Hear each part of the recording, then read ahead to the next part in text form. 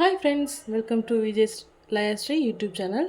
நம்ம இன்றைக்கி ஈஸியாக சூப்பராக நல்ல டேஸ்டியான நாட்டுக்கோழி குழம்பு எப்படி செய்கிறதுன்னு பார்க்கலாம் வாங்க. நான் கடலெண்ணெய் ஊற்றிருக்கேன், பார்த்தவங்களுக்கு தெரியும். இப்போ என்ன பண்ண போகிறேன் அப்படின்னா, தக்காளி, வெங்காயம், கருவேப்பிலை போட்டு தாளிக்கிறேன்.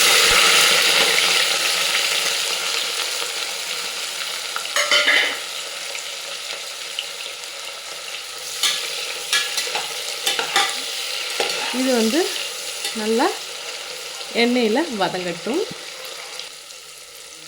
நல்லா வதங்கிடுச்சு.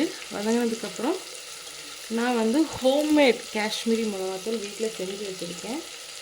அது ஒரு 1.5 ஸ்பூன் போடுறேன். அதையும் போட்டு நல்லா தாளித்து அந்த எண்ணெயில் நல்லா வதங்கட்டும். அந்த காஷ்மீரி மிளகா நல்லா வதங்கிடுச்சு. இப்போ நான் 3/4 கிலோ நாட்டுக்கோழி எடுத்து வச்சுருக்கேன். ஸோ அது இது கூட போட்டு நல்லா வதக்க போகிறோம்.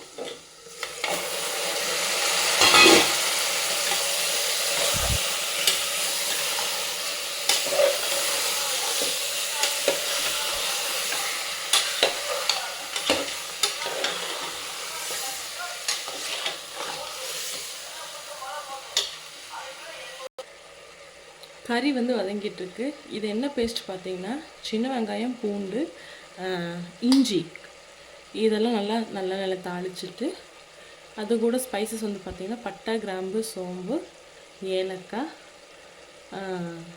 இந்த மாதிரி ஐட்டம்ஸ், ட்ரை மல்லி, வரமிளகா இதெல்லாம் போட்டு அரைச்சி வச்சுருக்கேன். இதை இது கூட சேர்த்திக்கலாம்.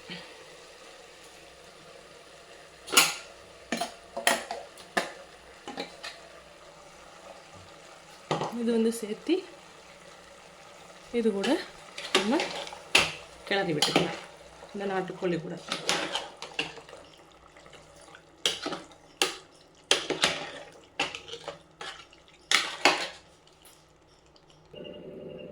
நம்ம தேவையான அளவு தண்ணி ஊற்றி கறி மூங்குற அளவுக்கு தண்ணி ஊற்றி வச்சுக்கலாம். தேவையான அளவுக்கு சால்ட் போட்டுக்கலாம். நான் சால்ட் ஸ்டார்டிங்கில் சேர்க்கல.